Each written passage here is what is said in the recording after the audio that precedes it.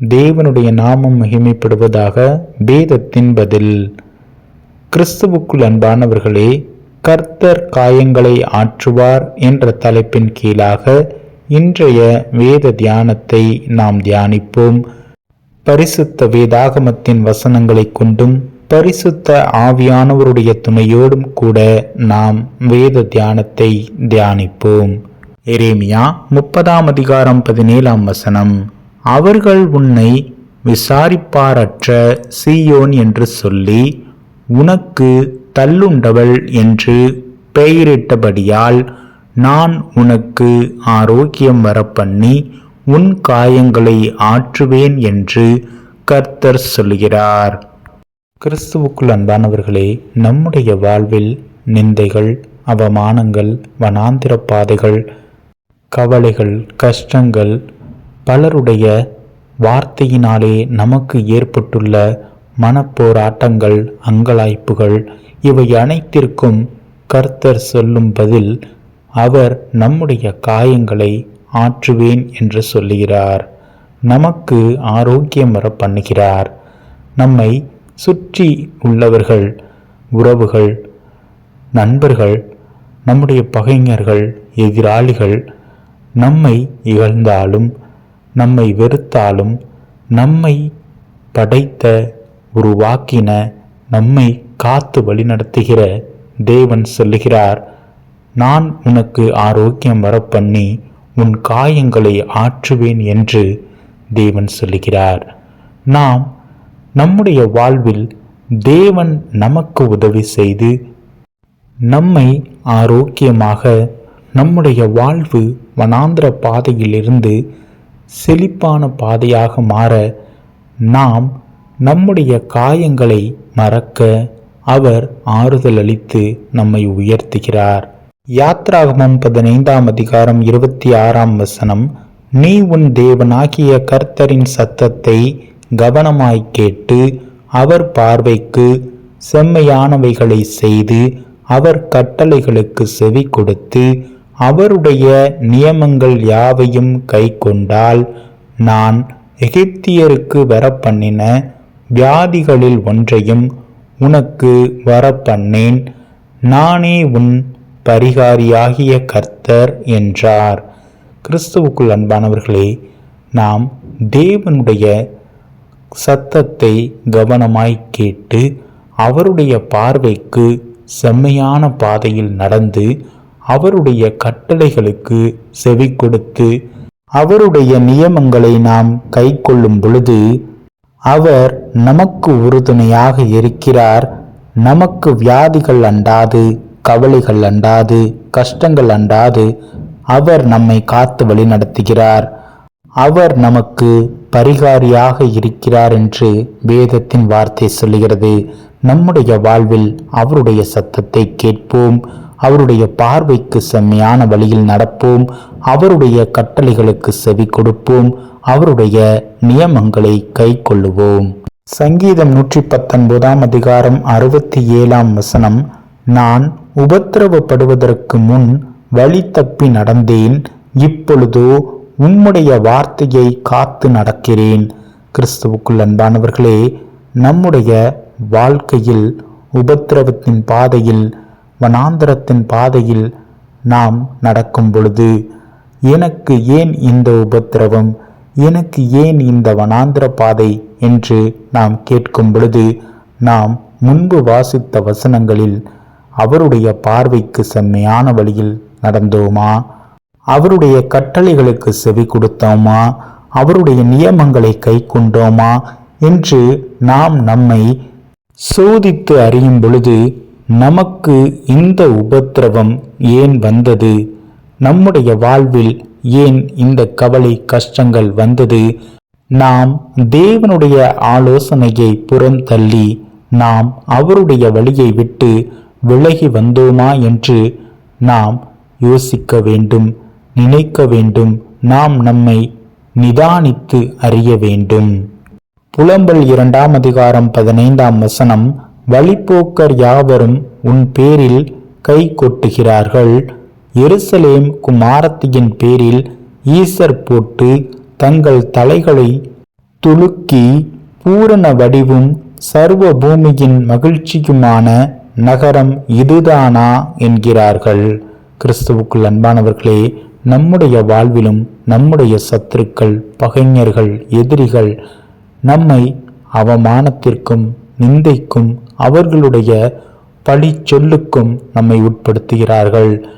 அவர்கள் நம்முடைய பூரண வடிவையும் நம்முடைய மகிழ்ச்சியையும் கண்டு அவர்கள் பொறாமை கொண்டவர்களாக இருந்தபோது, இப்பொழுது அவர்கள் காணும் இந்த வனாந்திர பாதையும் கவலையும் கஷ்டமும் துன்பமும் நேரிடும் காலத்தில் நம்முடைய மனச்சோர்வை கண்டு அவர்கள் பரியாசம் செய்து கேலி செய்து நம்மை இகழ்கிறார்கள் என்று வேதத்தின் வார்த்தை கூறுகிறது.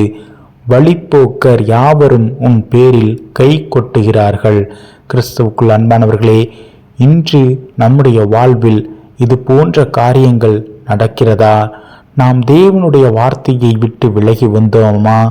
நாம் அவருடைய நீதியின் பாதையில் நடவாமல், நாம் அவருடைய ஆலோசனையை மதியாமல், நாம் அவருடைய கையில் இருந்து நாம் விலகி வந்தோமா என்று அவருடைய கரங்களுக்குள்ளாக நாம் நம்மை அர்ப்பணிக்கும் பொழுது, அவர் நமக்கு நீதியின் சூரியனாக நம்முடைய பாதைகளை வழிநடத்தி நம்முடைய கரங்களையும் நம்முடைய இருதயத்தையும் திடப்படுத்துகிறார்.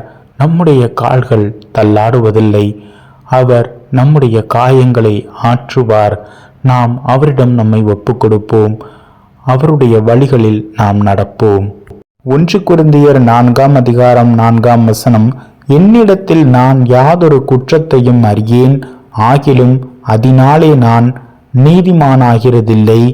என்னை நியாயம் விசாரிக்கிறவர் கர்த்தரே. கிறிஸ்துவுக்குள் அன்பானவர்களே, நமக்கு ஏற்படுகிற நிந்தை அவமானங்களிலிருந்து நாம் நம்மை சோதித்து நான் நல்லவன் என்று சொல்வோமாகில், தேவன் ஒருவரே நல்லவராக இருக்கிறார், நீதிமானாக இருக்கிறார். அவரை தவிர நியாயம் விசாரிக்க நம்மிடத்தில் ஒருவரும் இல்லை. நாம் கர்த்தரிடம் நம்மை முழுமையாக தாழ்த்துவோம். நாம் நம்மை அர்ப்பணிப்போம். அவர் நம்மை நீதியின் பாதையில் நடத்துவார். நாம் அல்ல, அவரே நம்மை உருவாக்கினார். அவரே நம்மை நீதியின் பாதையில் நடத்துகிறார். 1 பேதுரு 5:7 அவர் உங்களை விசாரிக்கிறவரானபடியால் உங்கள் கவலைகளை எல்லாம் அவர் மேல் வைத்து விடுங்கள். நம்முடைய வாழ்வில் வனாந்திர பாதைகள், அவமானங்கள், நிந்தைகள் அனைத்திலும் நம்முடைய துன்பத்தின் கஷ்டங்கள், துயரங்கள் போன்ற காலங்களில் தேவனிடம் நம்மை முழுமையாக அர்ப்பணித்து நாம் அவரிடம் நம்முடைய கவலைகளை முழுமையாக ஒப்பு கொடுக்கும் பொழுது, தேவன் நம்முடைய இருதயத்தின் நினைவுகள், வாஞ்சைகள், சிந்தைகள் அனைத்தையும் ஆராய்ந்து அதற்கு ஏற்ற ஆறுதலை தந்து நம்மை வழிநடத்துகிறார். அவர் நம்மை விசாரிக்கிறார். அவர் நம்முடைய கவலைகளை நீக்குகிறார். நம்முடைய காயங்களை ஆற்றுகிறார். சங்கீதம் 22:24 உபத்திரவப்பட்டவனுடைய உபத்திரவத்தை அவர் அற்பமாய் எண்ணாமலும் அருவருக்காமலும் தம்முடைய முகத்தை அவனுக்கு மறைக்காமலும் இருந்து தம்மை நோக்கி அவன் கூப்பிடுகையில் அவனை கேட்டருளினார். கிறிஸ்துவுக்குள் அன்பானவர்களே, உபத்திரவப்பட்டு இருக்கும் பொழுது நாம் தேவனை நோக்கி நம்முடைய விண்ணப்பங்களை ஏறெடுக்கும் பொழுது கர்த்தர் நிச்சயம் நமக்கு ஒத்தாசை செய்வார். நாம் அவருடைய கரங்களில் நம்மை அர்ப்பணிப்போம். அவருக்காக காத்திருப்போம். சங்கீதம் 31:7 உமது கிருபையிலே களி கூர்ந்து மகிழ்வேன். நீர் என் உபத்திரவத்தை பார்த்து என் ஆத்தும வியாகுலங்களை அறிந்திருக்கிறீர். கிறிஸ்துவுக்குள் அன்பானவர்களே, அவர் நம்மை விசாரிக்கிற தேவனாக இருக்கிறார். அவர் நம்முடைய பாதைகளை அறிந்த தேவனாக இருக்கிறார். நாம் படும் அனைத்து வியாகுலங்களையும், கஷ்டங்களையும், கவலைகளையும் அவர் அறிந்தவராக இருக்கிறார். அவருடைய கிருபையினாலே நம்மை தாங்கி வழிநடத்துவார். நம்முடைய துக்கத்தை சந்தோஷமாக மாற்றுகிற தேவனவர். நம்முடைய ஆத்தும வியாகுலங்களை அவர் அறிந்திருக்கிறார். நிச்சயம் அவர் நமக்கு பதில் செய்வார். 2 கொரிந்தியர் 1:4 தேவனால் எங்களுக்கு அருளப்படுகிற ஆறுதலினாலே எந்த உபத்திரவத்திலாகிலும் அகப்படுகிறவர்களுக்கு நாங்கள் ஆறுதல் செய்ய திராணி உள்ளவர்களாகும்படி எங்களுக்கு வரும் சகல உபத்திரவங்களிலேயும் அவரே எங்களுக்கு ஆறுதல் செய்கிறார். கிறிஸ்துவுக்குள் அன்பானவர்களே, அவர் விசாரிக்கிறவராய் இருக்கிறபடியால் நம்முடைய கவலைகளை அவர் மீதாக வைக்கும் பொழுது, கர்த்தர் மேல் பாரத்தை வைக்கும் பொழுது, நம்முடைய உபத்திரவ பாதையில் அவர் நமக்கு உறுதுணையாக நின்று நமக்கு ஆறுதல் செய்கிற தேவனாக இருக்கிறார். 1 பேதுரு 2:24 நாம் பாவங்களுக்கு செத்து நீதிக்கு பிழைத்திருக்கும்படிக்கு அவர் தாமே தமது சரீரத்திலே நம்முடைய பாவங்களை சிலுவையின் மேல் சுமந்தார், அவருடைய தழும்புகளால் குணமானீர்கள். கிறிஸ்துவுக்குள் அன்பானவர்களே, நம்மை தேடி வந்த தேவனவர் நம்மை படைத்தார், உருவாக்கினார், நம்மை வழிநடத்துகிறார். அவருடைய நித்திய வல்லமையினாலே நம்மை ஆளுகை செய்கிறார். நாம் அவரோடு பரலோக ராஜ்யத்திற்கு எடுத்து கொள்ளப்படத்தக்கதாக அவர் நமக்கு உதவி செய்கிறார். அவர் நம்முடைய பாவங்களுக்காக தம்மை முழுமையாக அர்ப்பணித்து மாம்ச ரூபம் எடுத்து இயேசு கிறிஸ்துவாக இந்த உலகத்திற்கு வந்து நம்முடைய பாவங்களை சிலுவையில் சுமந்து தம்முடைய தூய இரத்தத்தினாலே நம்மை கழுவி பரிசுத்தப்படுத்தி பரலோக ராஜ்யத்திற்கு நம்மை தகுதிப்படுத்தினார்.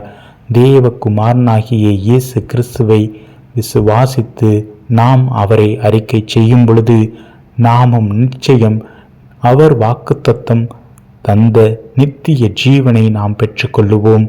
நிச்சயம் நம்முடைய வாழ்வில் உபத்திரவங்கள், போராட்டங்கள், கஷ்டங்கள் வரும்பொழுது தேவன் நம்மோடு உறுதுணையாக இருந்து இயேசு கிறிஸ்துவானவர் பரிசுத்த ஆவியானவராக நம்மோடு அவர் கூட இருக்கிறார். நமக்குள்ளாக இயேசு கிறிஸ்துவானவர் ஜீவனாக இருக்கிறார். நாம் அவரிடம் முழுமையாக நம்மை அர்ப்பணித்து அவரோடு ஒன்றிணைந்து ஒரு மனதோடு நாம் அவரை முழுமையாக பற்றி கொண்டு இருப்போம் ஆகில் நம்மை அவர் நிச்சயம் அதிசயம் காணச் செய்வார். நம்மை அவர் தகுந்த பாத்திரமாக வணைந்து உருவாக்குகிறார். அவருக்கு ஏற்ற பாத்திரமாக நாம் மாற அவர் நம்மை உடைக்கும் பொழுது அமைதியாக காத்திருப்போம். அவருடைய கோலும் தடியும் நம்மை தேற்றும். அவரிடம் நம்மை அர்ப்பணிப்போம். அவர் கரங்களில் நம்மை அர்ப்பணிப்போம். அவர் நம்மை கரம் பிடித்து வழி நடத்துவார். அவர் கூட வருவார். நிச்சயம் உதவி செய்வார். நம்மை உயர்த்துவார். வெளிப்படுத்தின விசேஷம் 22:11 அநியாயம் செய்கிறவன் இன்னும் அநியாயம் செய்யட்டும், அசுத்தமாயிருக்கிறவன் இன்னும் அசுத்தமாயிருக்கட்டும், நீதியுள்ளவன் இன்னும் நீதி செய்யட்டும், பரிசுத்தமுள்ளவன் இன்னும் பரிசுத்தமாகட்டும்.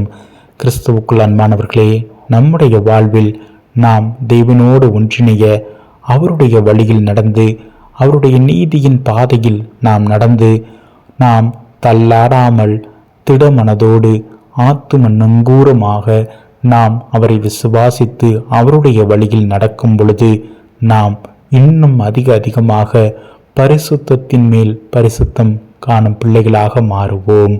நாம் அவரிடம் நம்மை அர்ப்பணிப்போம். அவருடைய மகிமையில் நாம் எடுத்துக்கொள்ளத்தக்கதாக நாம் அவருடைய வருகைக்கு தகுந்த பாத்திரங்களாக கரைத்திரையற்ற மனதோடு சுத்த இருதயத்தோடு காணப்பட நாம் முழுமையாக நம்மை அர்ப்பணிப்போம். நாம் மனம் திரும்புவோம். நம்முடைய பாவங்களை அறிக்கை செய்வோம். ஏசாயா 46:3-4 யாக்கோபின் சந்ததியாரே, இஸ்ரவேல் சந்ததியில் மீதியாகிய சகல ஜனங்களே, எனக்கு செவி கொடுங்கள். தாயின் வயிற்றில் தோன்றினது முதல் உங்களை ஏந்தி தாயின் கர்ப்பத்தில் உற்பத்தியானது முதல் உங்களை தாங்கினேன். உங்கள் முதிர் வயது வரைக்கும் நான் அப்படியே செய்வேன். நரை வயது மட்டும் நான் உங்களை தாங்குவேன். நான் அப்படி செய்து வந்தேன். இனிமேலும் நான் ஏந்துவேன், நான் சுமப்பேன், தப்புவிப்பேன் என்று கர்த்தர் சொல்லுகிறார். கிறிஸ்துவுக்குள் அன்பானவர்களே, நாம் நம்மை முழுமையாக அர்ப்பணிப்போம். அவருடைய வார்த்தைக்கு நாம் செவி கொடுப்போம். அவருடைய வழியில் நாம் நடப்போம். நீதியின் பாதையில் நம்மை நடத்தி செவ்வையான வழியில் நம்மை அழைத்து செல்லுகிற தேவனாக இருக்கிறார். நாம் நம்மை முழுமையாக அர்ப்பணிப்போம். அவருடைய கரத்தில் நம்மை முழுமையாக ஒப்பு கொடுப்போம். அவர் நம்மை தாங்குவார், ஏந்துவார், சுமப்பார், தப்புவிப்பார். நம்முடைய காயங்களை ஆற்றுகிற தேவனவர். அவரே நம்முடைய காயங்களை கட்டுகிறார். நாம் அவரிடம் நம்மை முழுமையாக அர்ப்பணிப்போம். அவர் நம்முடைய உபத்திரவங்கள் அனைத்தையும் நீக்கி நம்முடைய இருதயத்தின் காயங்களை அவர் ஆற்றி நம்முடைய ஆத்துமாவுக்கு ஆறுதல் அளிப்பார். ஆமீன். ஹல்லேலூயா. ஆமீன்.